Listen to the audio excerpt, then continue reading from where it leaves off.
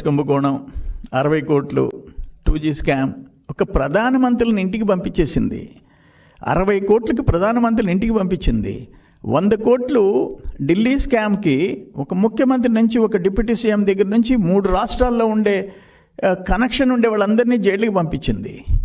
But ఇక్కడ ఎవరు పోవాలంటాను? వీళ్ళు పోతే సరిపోతా? ఎవరికి చెందింది ఆ డబ్బు?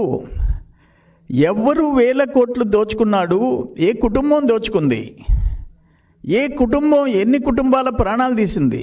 ఏ కుటుంబం దురాశ వల్ల ఎన్ని కుటుంబాలు మంచం ఎక్కాయి? ఇది తేలాల్సిన అవసరం ఉంది. ఇది ఆషామాషి కాదు. నేను చెప్పేది ఏంటంటే, నేను ఎమోషనల్గా చెప్తుండా. నేను చూసా, నేను హాస్పిటల్స్కి వెళ్ళా, వాళ్ళ రోదన విన్నా. ఒక్క విలేజ్లో, ఒక్క ముద్దుమూడిలో 17 మంది చనిపోయినారని చెప్పేసి మనుబోలు మండలం, నేనేదో ఒక సభ పెట్టుంటే ఆ వీడియోస్ వచ్చి మా వాళ్ళందరూ చచ్చిపోయినారయ్యా ఆ మందు దాగి అని చెప్తే గుండెలు తరుక్కుపోతాయి. సో ఇది సీరియస్గా తీసుకోండి. ఈడీ ఎందుకు ఎంటర్ కాదో కేంద్ర ప్రభుత్వం జోక్యం చేసుకోవాలా.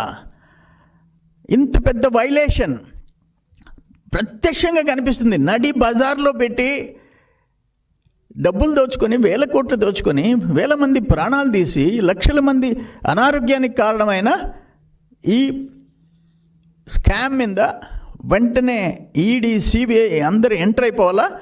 అసలు ఎవరికి అల్టిమేట్గా బిగ్ బాస్కి ఎవరైతే దురాశకి, ఏ బిగ్ బాస్ దురాశ వల్ల ఇది జరిగిందో ఆ ఫ్యామిలీ వల్ల, వాళ్ళు కటకటాలు లెక్క పెట్టక తప్పదు అంటున్నా నేను. ఒక చిన్న తప్పు చేస్తే జైలుకి పంపిస్తున్నారు. ఒక 10,000 ఎవరైనా లంచం తీసుకుంటే ఆఫీసరు, ఏసీబీ వచ్చేసేసి జైలుకి పంపిస్తుంది. ఎవరికైనా చట్టాలకు అతీతులా అని అడుగుతున్నాను. ఇంత బహిరంగ బజారు దోపిడీని మనం ఎప్పుడూ చూడలేదు. జరుగుతుంటే ఆ పనిలో కాంట్రాక్ట్ తీసుకున్నాడు, లేకపోతే ఇది ఇక్కడ తీసుకున్నాడు, అది ఎక్కడ తీసుకున్నాడు, ఆ కాంట్రాక్ట్లు, ల్యాండ్ స్కామ్స్లో తిన్నారని చెప్పి వింటుంటాం. ఎంక్వైరీలు జరుగుతుంటాయి, యాక్షన్ తీసుకుంటుంటారు. బట్ డబ్బు దోచుకునేది చూసాము, ప్రాణాలు దోచుకునేది చూడలేదు.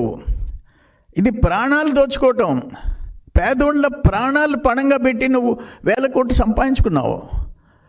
నువ్వు పనిషబుల్, శిక్షార్హుడివి నువ్వు.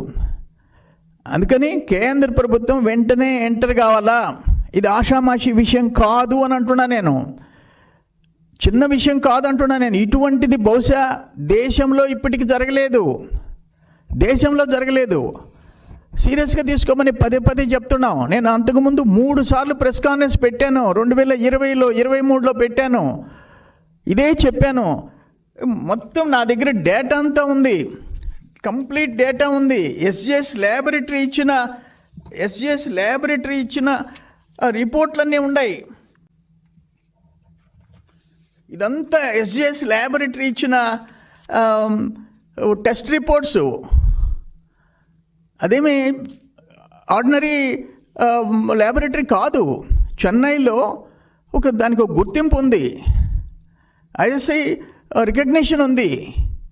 ఇవన్నీ ఫ్యాక్ట్స్ చెప్తున్నాను నేను ఒక పాయింట్ అడుగుతున్నాను. ఈ రైటు లెఫ్ట్, పెద్దిరెడ్డి రామచంద్రారెడ్డి దగ్గర నుంచి, ధర్మాన ప్రసాదరావు దగ్గర నుంచి, వాళ్ళు ఎవరెవరు ఉన్నారో పెద్ద నాయకులందరూ ఒక్కరు ప్రెస్ కాన్ఫరెన్స్ పెట్టి